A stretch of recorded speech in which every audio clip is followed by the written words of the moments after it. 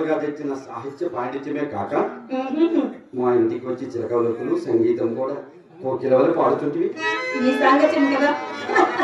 అయినను ఆ భగవంతుడు మాత్రము నన్ను అట్టి శోచనల పాలు చేయక చక్కని రూప సంపద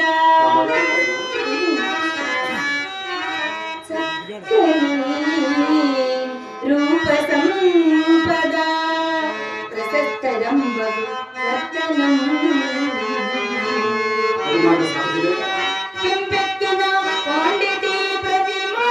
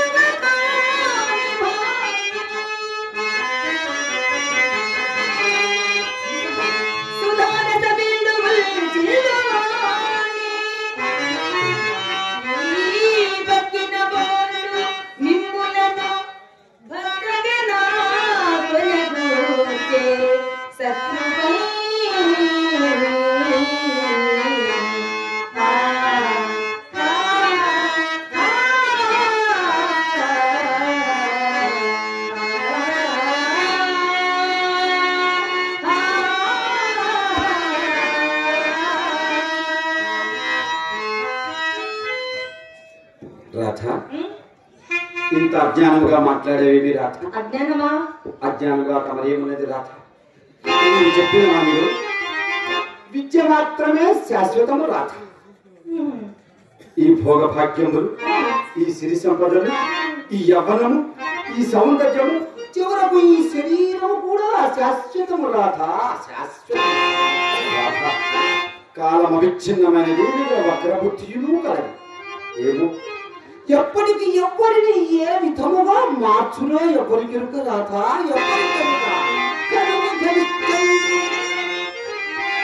సత్యవాక్య పరిపాలకుడైన కనవి గవిచంద్ర వాటిగా పరిచేసి మురసుకు సార్వభౌమునిగా చదివే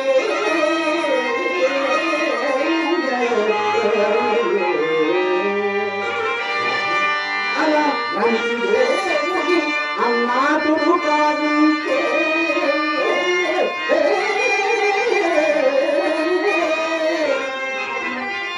పేదకు చేరు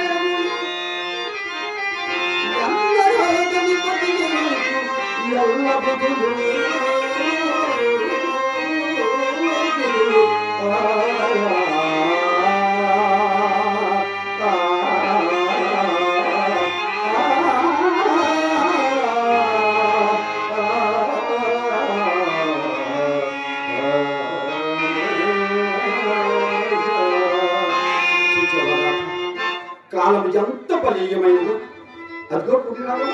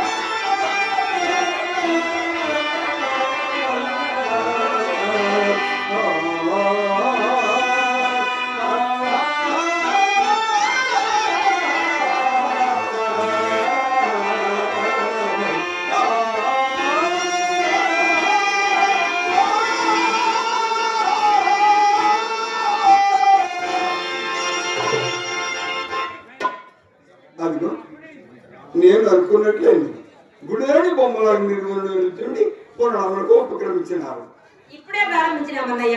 అయినా నేను ఇంత ఆలస్యమైనదేమి? అమ్మాయి, నా అవస్థ ఏమి చెప్పమంటావు? ఏమో పైన బట్ట వేసుకొని నడవడానికి వచ్చేసరికి నడబెట్టిలో నుంచి పడిపోయినట్టు మీ మా వదిలే ఆ వెనుకదుము ముందుకు మధ్య తొందరగా అని మనస్సు సరి చేసుకొని వీధులకు వచ్చేసరికి నల్లని పిల్లి ఆ పాడు లోపలిపోయి మీ వెన్ను తిట్టి మా వదిలే భయపడ్డ దండములు వేసి చాప మీద రకంతసేపు చతికిలబడి మరలా ప్రయాణమై వీధులోనికి వచ్చింది కదా మిత్రమా, మరలా ఒక దుశ్శకునమాయేమి? సందేహం ఏంటంటే నమ్మినా చెప్పలేదు. కొత్త ముందు చేత కూర్చుని చక్కగా ఎదురైంది. నాకు ఎక్కడైనా కోపం చేసింది. అవును, ఆయనను 2 దుశ్శకునములు ఒక సుశకుతో సమానమన్న వాడే గట్టికి వచ్చి పరిణామ స్మరణ చేసుకుంటూ చక్కగా వచ్చినాడు. ఆయనలో దుశ్శకన ఫలం ఊరికనే పోవు. నా దగ్గర అది ఎట్లా? ఏడుకనికి వచ్చేసరికి నా వాడు మాయ ఈ నాయనగారు పట్టణ మంది విడిచి ఏంటి ఎవరు కాపురం ఎందుకు పెట్టినారో కానీ ప్రతిదినము వచ్చిపో మావంటి వాళ్ళు ఒక కష్టంగా అంతటి గొంతు వదిలినట్టు అరవగా ఆ పడవవాడు ఏ కళ్ళు బాకులో కొని నన్ను అక్కడ వేశాడు.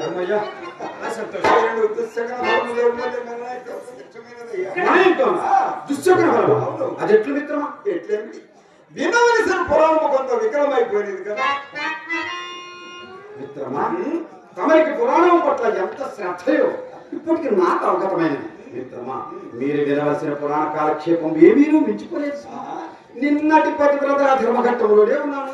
ఏమిటి పతివ్రత ధర్మఘట్టంలో? అవును. అయ్యనయ్యో, నాకు ముఖ్యంగా కావాల్సినవి అవి మించిపోయినందుకే ఎంత వ్యాధులు పడుతున్నాను. మిత్రమా, తమరి వాడకం చూస్తుంటే నాకు ఒక చిన్న అనుమానం వస్తుంది. ఏమిటది? తమరు పురుషాగ్రేసరి. నిస్సందేహంగా 100కి 100 మాట వసుకులేవయ్యా మిత్రమా. తమరు పురుషులు కదా, పతివ్రత ధర్మములు స్త్రీమూర్తులకు కదా అవసరం. వాటి పట్ల తమరికంత ప్రాణమేలనా అనుకున్నాను. మీకు ఆ సందేహం వస్తుందా? నాకు కొనుక్కుంటువా? నా భార్యకు ఉపదేశించను. ధర్మంలో ఎవరు పొలకు ఉపదేశించడికే కదా. అమ్మాయి, మీ ఆయన చెడు పరుకు రావాలి వినవచ్చు కానీ ముందు పురాణం కానీ ఇదిగో అన్నయ్య. అదనుడు రూపసి ఉపనివాడు వివేకి మూఢభావుడు రోగుండనుగ రోగుండనగా అంగన పతిని వాడు పవలయు కామంగంసి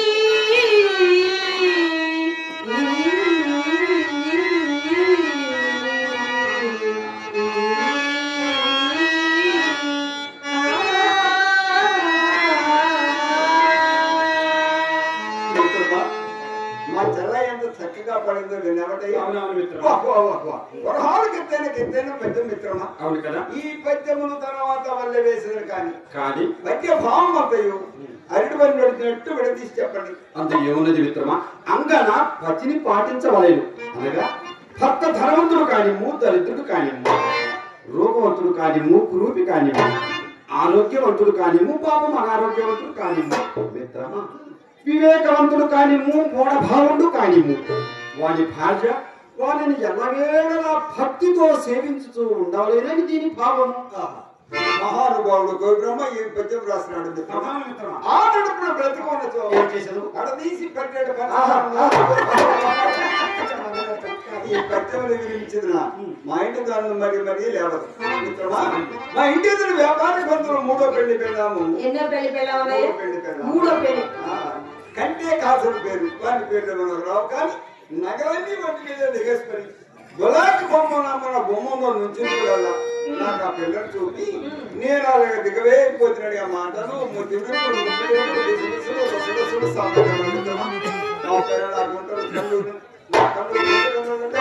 నా ముక్కు రొమ్ము కట్ట నా దవడాడు చప్పి దవడాడు దగ్గరికి వచ్చి రొమ్ము కంపడం మాట్లాడే అసలు నా రూపం చూసి పెళ్లి నాడేసాయి. ఏంటి అల్లకిలో తరగతి భర్త యొక్క గురువు అయ్యాడు. భార్య అతను కాళ్ళు కడిగి నెత్తిన చల్లుకొని తీరవలసిన పురాణం యశములో పోషిస్తుందా దానికి తగ్గ మా వదిన గారు కూడా చక్కగా చదువుకున్న వారే కదా. అదేనేమో వృత్తి చిక్కంత అందుకే దానికి తదిరిపోడు. ఆయన ఇప్పుడు ఆడంగులు కారు అమ్మాయి మర్యాదలా మాసిపోయి కట్టుబాట్లు కాలిపోయి పని వాటి పనులు కలిసి ఎరుపు సిగ్గులు పనికి మన వేషాలు పట్టడానికి రోషాలు రసంకే కిరార్థాంతాలు సేంద్రదారి సిద్ధాంతాలు మిత్రమా కొంతకాలం ఈ యుద్ధంగా గడిచించో మనం మక్క వారిని అన్ని కదటయ్యా.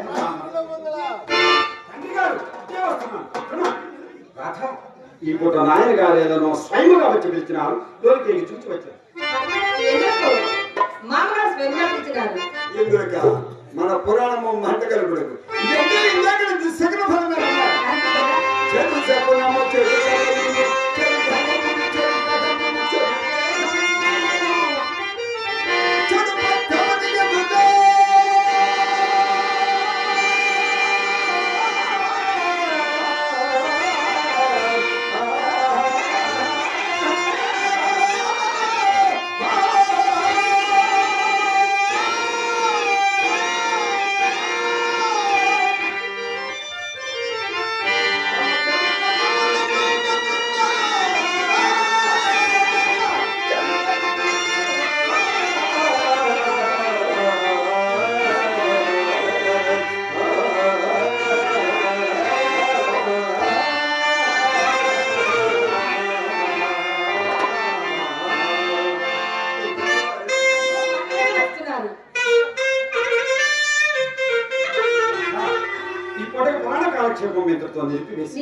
నాకు దుస్తులు తీసి శీఘ్రముగా కార్యస్థానం వరకు పోవలసి ఉన్నది. అయ్యో దేవుడా పొద్దు వరణ లేదు భోజనాశం తెలియలేదు అప్పుడేమి తొందరమైన ఆశయమైనదయ్యా. మరి ఏమీ లేదు మిత్రమా. నేటి నుండి నాయన గారు వ్యాపార బాధ్యతలన్నీ నా పైన పెడిచి వారు విశ్రాంతి కైకొన నిశ్చయించినారు. ముందు వర్జం ఉన్నందున శీఘ్రమే రమ్మని ఆజ్ఞాపించినారు. అలాగనైనా నీకు కార్యభారం అధికమయ్యి ఆయాసము కలిగినేమో నాగా. అవునవును నాకు అట్లే ఉన్నది. కానీ నాయన గారికి విశ్రాంతి కల్పించిన నిమిత్తము తా ఎక్కదలుచుకున్నాను. ఇది ఎంత సుదినమో కదా. ఇటువంటి సుదినము ప్రతి పురుషులకు తప్పక వచ్చి తీరవలసినది. ఏదనందువా పుత్రోత్సాహము తండ్రికి పుత్రుడు జన్మించినప్పుడే కలగదు కదా. ఆ పుత్రుడు కనుగొని జనులు పొగుడుచుండ నాడు కలుగురా సుమతి ప్రాయము వచ్చిన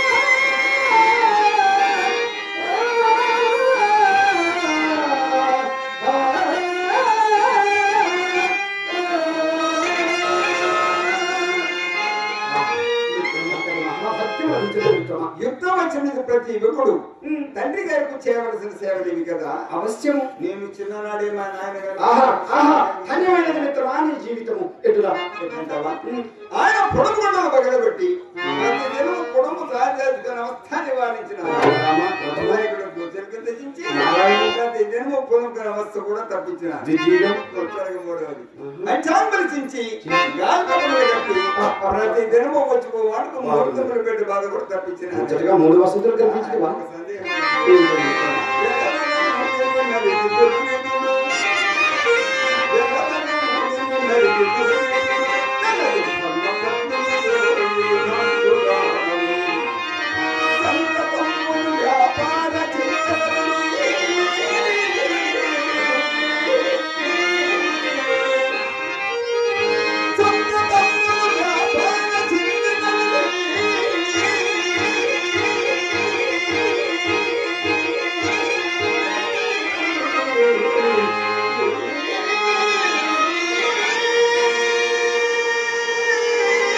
వ్యాపార జగత్తుపతి